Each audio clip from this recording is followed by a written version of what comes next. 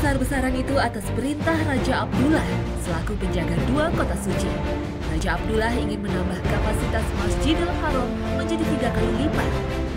Total luas 1,1 juta meter persegi dengan kapasitas untuk menampung 1,6 juta jamaah tambahan. Pada saat ini, masjid seluas 356.000 meter persegi itu mampu menampung hingga 2 juta jamaah di dalam dan di halaman. لا تقم فيه أبدا لمسجد أسس على التقوى من أول يوم أحق أن تقوم فيه رجال يحبون أن يتطهروا Wallahu yuhibbul mutahhirin. Sesungguhnya masjid yang didirikan atas dasar takwa sejak hari pertama adalah lebih patut kamu sholat di dalamnya. Di dalamnya masjid itu ada orang-orang yang ingin membersihkan diri. Dan sesungguhnya Allah menyukai orang-orang yang bersih. Al-Quran Surat At-Taubah ayat 108.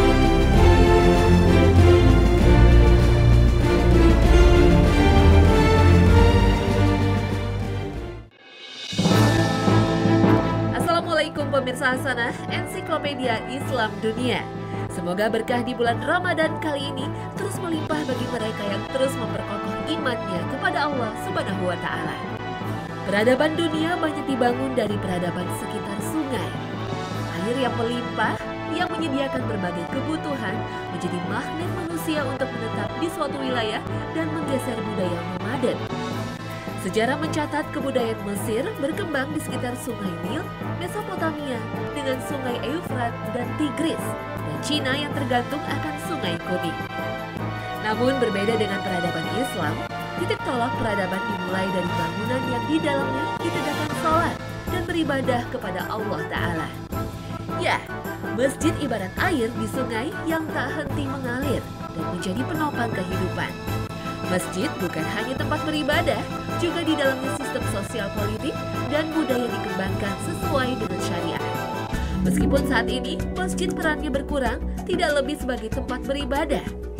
Masjid dibangun saling berdekatan dan megah, namun tidak pernah penuh kecuali saat sholat Jumat. Lain halnya di awal bulan Ramadan, masjid selalu penuh sesak oleh umat Islam yang menunaikan ibadah, baik salat fardu, salat tarawih, tadarus, iktikaf, dan ibadah lainnya. Di penghujung Ramadan, pemandangan klasik terjadi. Perlahan-lahan berkuranglah jumlah syaf dan mereka yang memenuhi masjid bergerak memenuhi pasar-pasar. Sebagian lagi sudah disibukkan menghadapi mudik dan lebaran. Dan bandingkanlah tiap tahunnya, mereka yang iktikaf di masjid menanti datangnya malam Lailatul Qadar dengan umat muslim yang bergumul di arena perang diskon atau antrian tiket pulang kampung. Masjid di bulan Ramadan ramai-ramai digandrungi dan secepat itu pula ditinggalkan. Miris sekali. Padahal masjid yang diambil dari bahasa Arab, sajadah, yang berarti sujud dan mengandung arti taat, patuh, tunduk, dan hormat, seharusnya menjadi tempat paling utama untuk melaksanakan ketaatan kita kepada Allah Ta'ala, apalagi di bulan Ramadan. Mari kita ingat kembali sejarah bagaimana masjid pertama kali dibangun oleh Rasulullah SAW untuk menunaikan ibadah sholat berjamaah dan berdakwah. Setelah hijrah ke Madinah, Rasulullah membangun masjid kecil yang berlantaikan tanah dan beratapkan pelepah kurma. Dari sana beliau membangun masjid yang besar, membangun dunia ini sehingga kota yang Rasulullah bangun itu benar-benar menjadi Madinah yang arti harfiahnya adalah tempat peradaban dan menjadi benih peradaban baru umat manusia.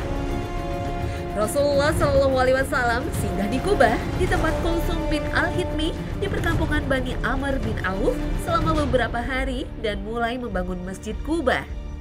Inilah masjid pertama yang dibangun sejak beliau tiba di Madinah. Rasulullah tidak duduk diam dalam membangun masjid ini, bahkan ikut mengangkat dan memindahkan tanah. Ketika itu, kiblat masih diarahkan ke Baitul Maqdis. Dibangunnya masjid oleh Rasulullah SAW selain memiliki fungsi sebagai sarana ibadah, juga difungsikan untuk mengurus segala hal berkaitan dengan kepentingan kaum muslimin. Seperti menampung kaum muhajirin yang miskin dan masih lajang yang belum bisa membuat tempat tinggal sendiri. Mereka ini dikenal dengan Ahlus Suffah. Menampung kaum wanita yang baru masuk Islam dan belum mendapatkan tempat tinggal selain masjid. Seperti Al-Walidah As-Saudah yang membuat rumah-rumahan dan kecil. Masjid juga difungsikan menjadi pusat pembelajaran kaum muslimin tentang masalah din mereka. Menjadi pusat pengubah syair-syair untuk membela dakwah dan Rasulullah SAW. Menjadi tempat menahan para tawanan perang sehingga kaum muslimin bisa mengambil pelajaran. Dan para tahanan itu juga bisa mengambil pelajaran saat melihat kaum muslimin melakukan sholat dan mendengarkan Al-Quran. Sebagaimana dalam kisah Sumamah bin Usal radhiyallahu anhu. Masjid juga menjadi pusat pengobatan bagi kaum muslimin yang terluka dalam peperangan. Tempat menerima duta-duta yang diutus kepada Rasulullah SAW dan sebagai tempat berkumpul kaum muslimin. Azan yang terdengar dari masjid memberikan sebuah tanda dan makna. Dahulu ketika Rasulullah SAW hendak berjihad, berperang melawan orang-orang kafir, beliau mencari apakah ada kumandang suara azan dari negeri tersebut atau tidak. Apabila beliau mendengar azan, maka beliau tidak jadi menyerang. Namun bila tidak mendengar, maka beliau akan berjihad di negeri tersebut. Hal ini menunjukkan bahwa syiar-syiar agama yang nampak dari masjid-masjid kaum muslimin merupakan pembeda manakah negeri kaum muslimin dan manakah negeri orang-orang kafir. Adanya masjid dan makmurnya masjid tersebut dengan berbagai syiar agama Islam seperti azan dan sholat berjamaah dan syiar lainnya merupakan ciri bahwa negeri tersebut negeri kaum muslimin.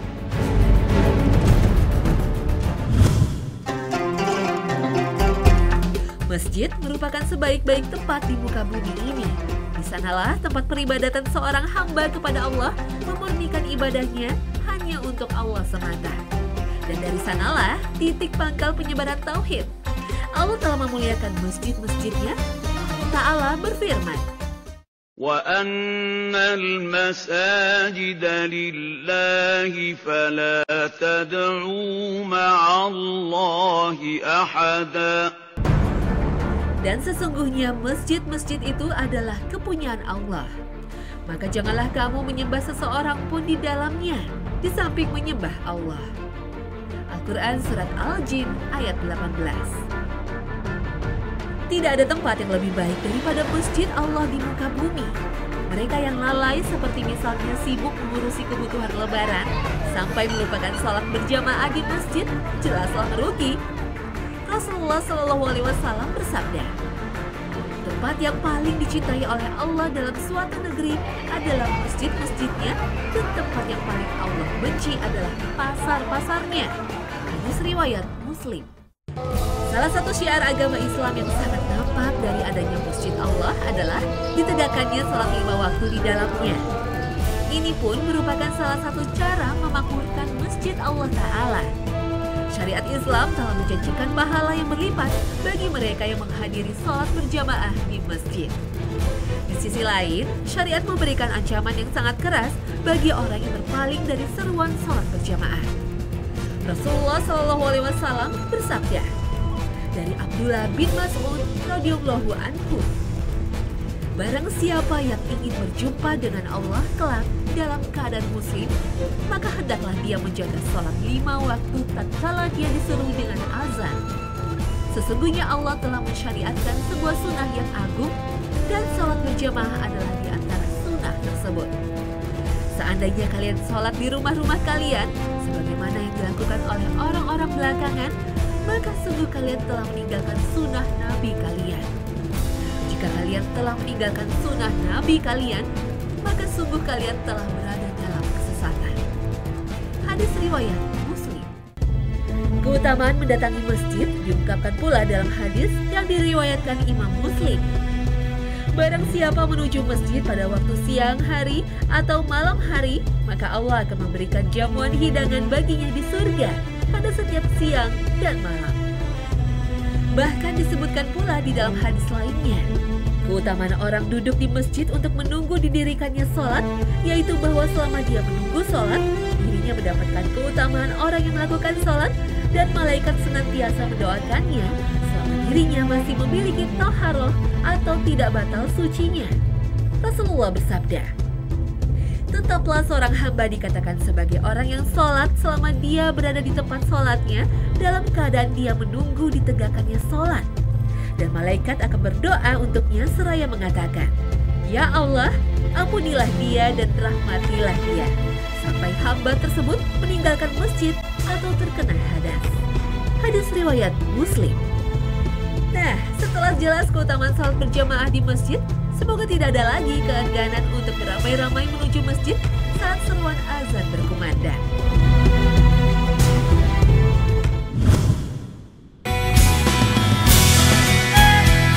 Setelah mengetahui betapa pentingnya masjid, ada baiknya kita mengetahui masjid yang utama bagi umat Islam agar semangat kita yang tumbuh untuk mendatangi masjid semakin besar mewujudkan kecintaan kepada Allah Subhanahu wa Ta'ala.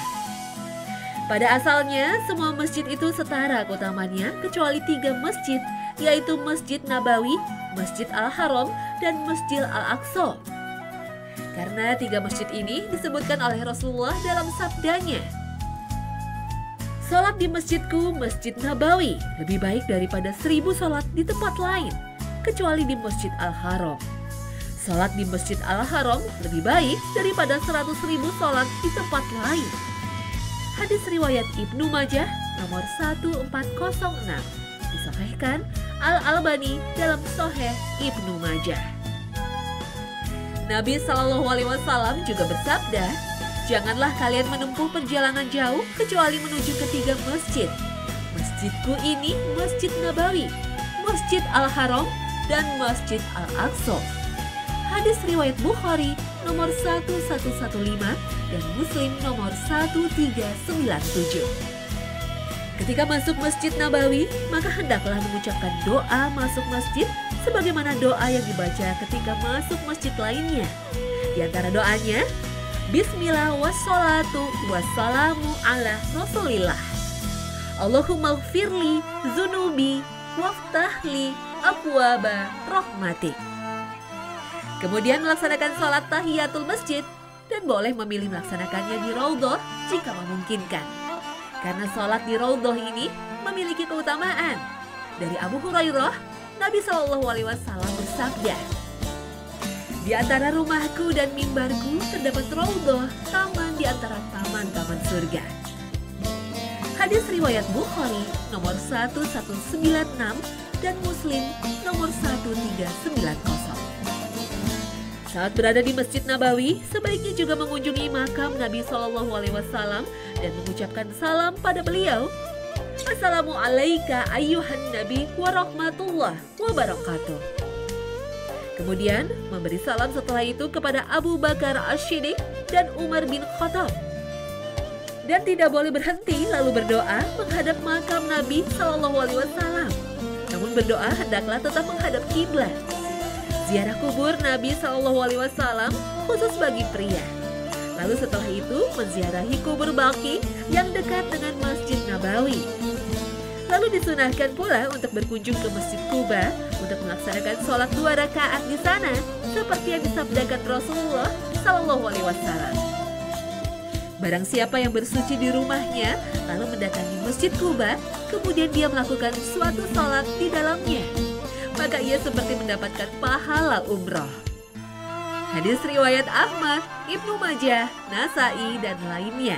Disahihkan oleh Syekh Al-Albani dalam Sahih At-Targhib nomor 1181. Sementara yang dimaksud Masjidil Haram adalah masjid yang di dalamnya terdapat Ka'bah. Artinya bukan seluruh wilayah Makkah. Inilah pendapat ulama Hambali dan dikuatkan oleh sebagian ulama Syafi'iyah serta juga dipilih oleh ulama belakangan seperti Syekh Muhammad bin Saleh Al-Utsaimin. Dalil dari pendapat ini adalah firman Allah Ta'ala, dan janganlah kamu memerangi mereka di Masjidil Haram. Al-Quran Surat Al-Baqarah ayat 191. Begitu pula firman Allah Ta'ala, sesungguhnya orang-orang yang musyrik itu najis, dan janganlah mereka mendekati Masjidil Haram sesudah tahun ini. Al-Quran Surat At-Taubah ayat 28. Yang dimaksud dengan ayat di atas adalah masjid jamaah yang di dalamnya terdapat Ka'bah. Jadi bagi laki-laki jika berada di tanah haram Makkah dan tidak jauh serta tidak menyulitkan, hendaklah ia berusaha sholat di Masjidil Haram agar mendapatkan pahala melimpah. Sedangkan wanita, jika ia tetap sholat di rumah atau di hotelnya, maka itu tetap lebih baik dari sholat di Masjidil Haram. Artinya, pahalanya tetap lebih banyak. Sebagaimana sabda Nabi SAW pada Ummu Humaid, "Aku telah mengetahui bahwa engkau senang sekali jika dapat sholat bersamaku. Namun ketahuilah bahwa sholatmu di rumahmu lebih baik dari sholatmu di masjid kaummu. Dan sholatmu di masjid kaummu lebih baik daripada sholatmu di masjidku." Hadis riwayat Ahmad nomor 27135. Sementara berkaitan dengan Masjidil Aqsa dari Abu Dzar radhiyallahu anhu, ia berkata, "Aku bertanya, wahai Rasulullah, masjid manakah yang pertama kali dibangun di muka bumi?" Beliau menjawab, "Al-Masjid Al-Haram." Aku bertanya lagi, "Kemudian masjid mana?" Beliau menjawab, "Al-Masjid Al-Aqsa." Aku bertanya lagi, "Berapa jarak antara keduanya?" Beliau menjawab, 40 tahun. Kemudian dimanapun sholat menjumpaimu setelah itu, maka sholatlah, karena keutamaan ada padanya. Dan dalam riwayat yang lain, dimanapun sholat menjumpaimu, maka sholatlah, karena ia adalah masjid. Diriwayatkan oleh Al-Bukhari dan Muslim dari Abu Dzar radhiyallahu anhu. Selain 3 masjid yang utama tadi, para ulama menganjurkan untuk mengutamakan masjid yang lebih dekat dengan rumah kita sebagai tempat kita menunaikan sholat. Seperti yang disabdakan Nabi SAW, hendaknya seseorang sholat di masjid yang dekat dengannya dan jangan mencari-cari masjid lain. Hadis riwayat Ibnu Hibban dalam Al-Majruhin. Ini bertujuan menjaga tali silaturahmi antara orang-orang yang saling bertetangga atau sesama kerabatnya. Dengan berkumpulnya mereka di masjid yang sama akan mempererat hubungan, terbuka kesempatan untuk menunaikan hak tetangga dan hak kerabat, terbuka kesempatan untuk berbagi empati, saling membantu, dan saling menasehati.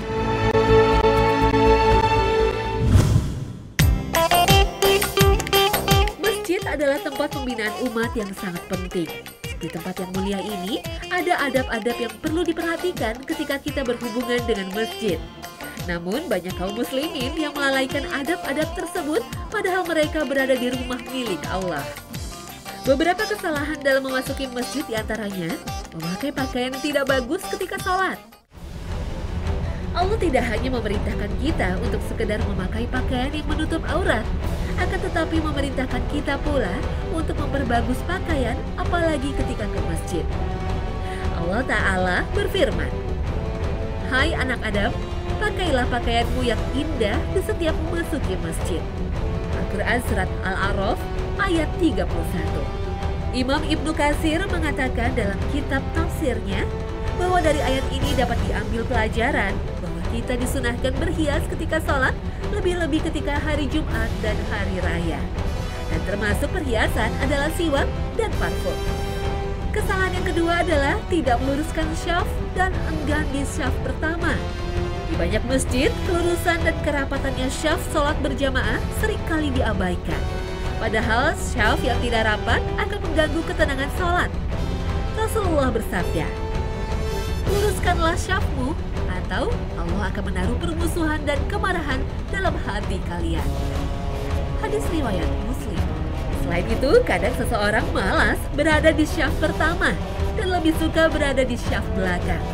Bahkan ia malah mempersilahkan orang lain mengisi syaf pertama sementara ia sendiri ada di belakang.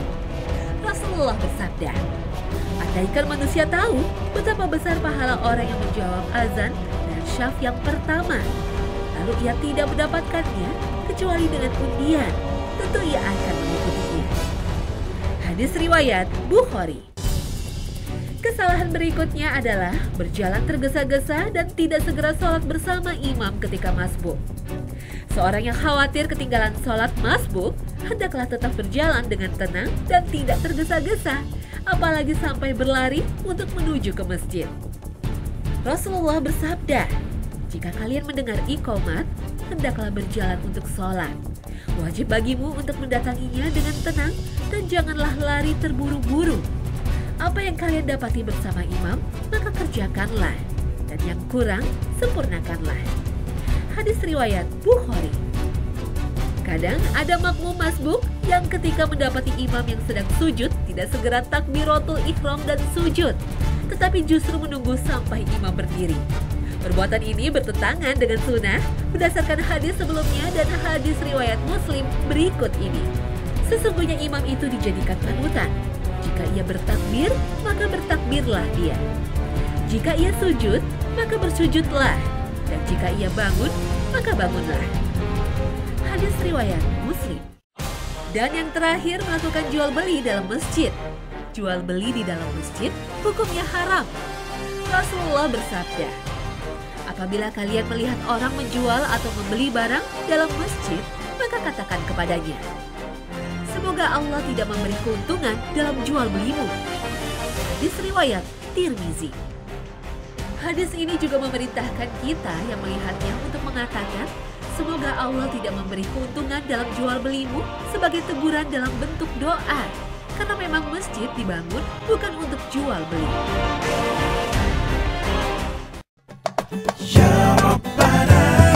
Nah, pemirsa setia Hasanah, berakhir sudah kebersamaan kita pagi ini. Semoga menumbuhkan kecintaan Anda dalam memakmurkan masjid dan memperbanyak amalan Anda di bulan Ramadan kali ini. Terima kasih atas perhatian Anda dan wassalamualaikum warahmatullahi wabarakatuh.